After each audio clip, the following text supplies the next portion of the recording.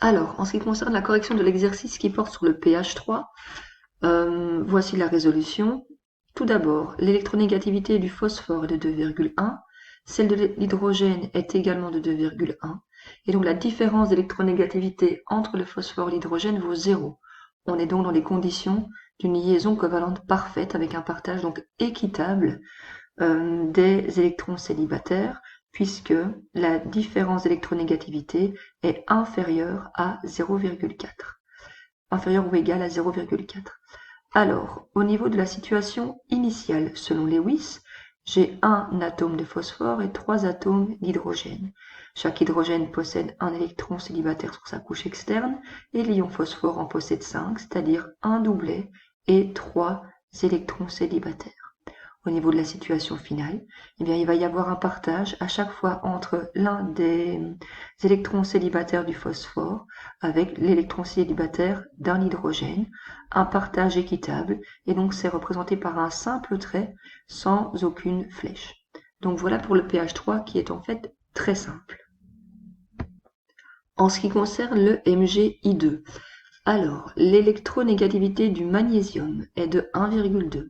L'électronégativité de l'iode étant de 2,5, on arrive sur une différence d'électronégativité qui vaut 1,3. On est donc supérieur à 0,4 mais inférieur à 1,9. On est donc dans la condition de la liaison covalente polarisée. Alors attention ici, j'ai fait une petite inversion. En ce qui concerne la représentation de Lewis de la situation initiale, on a un magnésium et deux iodes. Chaque magnésium a 2 électrons sur sa couche externe, représentés par les 2 points. L'iode en a 7, donc représenté par 3 doublets et un électron célibataire. Même chose pour l'autre iode. Et donc, au niveau de la représentation finale, qui se trouve ici, je vais donc relier à chaque fois les magnésiums, enfin l'électron célibataire du magnésium vers l'électron célibataire de l'iode. Je fais ceci des deux côtés. Comme c'est une liaison covalente polarisée, je dois prendre soin de placer une flèche sur le trait, une flèche qui est orientée vers l'élément le plus électronégatif, l'iode dans ce cas-ci. Je termine ma représentation en notant les charges partielles. Chacun des iodes reçoit partiellement un électron du magnésium. Donc chaque iode est partiellement une fois négatif, celui-ci aussi. Je le représente par cette représentation, donc par un petit delta. Et le magnésium, lui, a partiellement donné 2 électrons, et donc il a 2 charges partiellement positives. Passons maintenant au sulfure d'aluminium, qui est composé d'aluminium et de soufre. L'électronégativité de l'aluminium est de 1,5.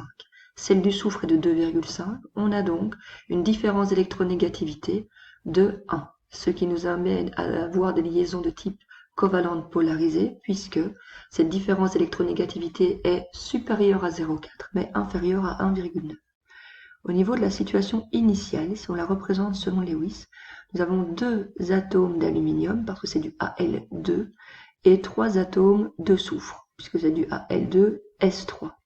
Chaque aluminium possède 3 électrons sur sa couche externe, représentés par ces 3 électrons célibataires, donc par ces 3 points. Le soufre possède, lui, 6 électrons sur sa couche externe. Il a donc 2 doublets et 2 électrons célibataires.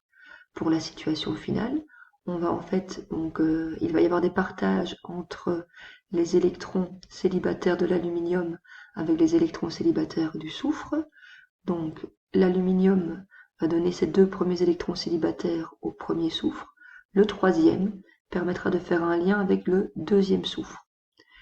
Le deuxième électron célibataire du deuxième soufre va être relié au premier électron de l'aluminium, donc du second aluminium, et les 2 électrons restants seront mis en commun avec les électrons célibataires du troisième soufre.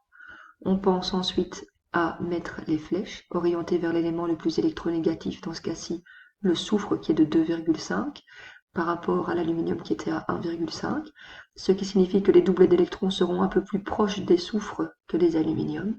Et il nous reste maintenant à mettre les charges partielles. Chaque aluminium donne partiellement 3 électrons. Ils seront donc à chaque fois 3 fois delta+, donc chargés par 3 charges partiellement positives, même chose pour celui-ci. Et chaque soufre reçoit partiellement 2 électrons, donc chaque soufre est à 2 charges partiellement négatives. Si je fais le bilan, ici 3 fois 2 charges négatives, ce qui m'amène à 6 charges négatives, 2 fois 3 charges positives, ce qui m'amène à 6 charges positives. On arrive donc bien à 0. Alors nous terminons cette série d'exercices avec le bromure de bore.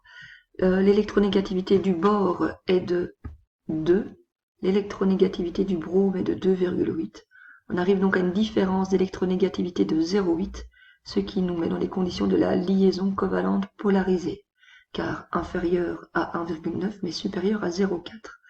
Si je fais la représentation selon Lewis, là aussi j'ai fait directement la situation finale, nous avons le bore qui a, donc nous avons un seul bore qui a 3 électrons célibataires sur la couche externe.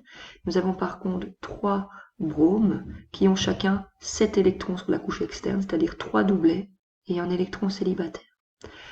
Alors, nous allons relier ceci, donc les 3 électrons célibataires du bore, vont aller respectivement sur chaque électron célibataire de chaque brome, enfin sur l'électron célibataire, pardon, de chaque brome. Nous le relions par un trait avec une flèche orientée vers l'élément le plus électronégatif, ce qui nous donne cette apparence-ci. Finalement, nous ajoutons les charges partielles. Le bore donne partiellement 3 électrons célibataires, il est donc 3 fois delta plus, et chaque brome recevant partiellement un électron complémentaire, et chaque brome est partiellement une fois négative. Donc une charge partiellement négative, comme ça, pour chaque brome. Si je fais le bilan, 3 delta plus et 3 delta moins, j'arrive donc bien à 0, le compte est bon.